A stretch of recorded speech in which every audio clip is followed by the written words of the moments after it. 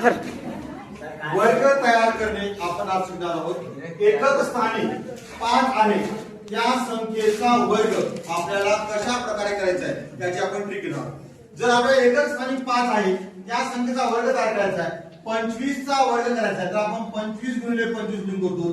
त्याच्या ऐवजी सोपी पद्धत आहे, 25 चा वर्ग करायचा आहे तर पहिल्यांदा आपण 5 चा वर्ग आहे 25 आणि त्यानंतर हा 2 ची पुढची संख्या आहे 3, 2 च्या पुढची संख्या 3 ह्या दोघांचा गुणाकार करायचा आहे आणि याचा वर्ग करायचा आहे 625। म्हणजे 25 चा वर्ग 625। असाच आपण ज्याच्या ठिकाणी ज्याच्या एकक स्थानी 5 आहे अशा कोणत्याही संख्येचा वर्ग आपण करू शकतो। इथं 45 आहे, 45 या संख्येचा वर्ग करायचा आहे तर 5 चा वर्ग 25, 4 च्या समोर येतो 5, त्याच्या समोर काय येतो 5 येतो, 4 गुणिले 5 करूया तर 4 गुणिले 5 काय होईल 4 पंचे 20, म्हणजे या 45 चा वर्ग काय होईल 2025। अशा प्रकारे ज्याच्या एकक स्थानी 5 आहे असे आपण संख्याचे वर्ग करू शकतो। गुणाकार न करता आपण हे वर्ग करू शकतो। समजलं?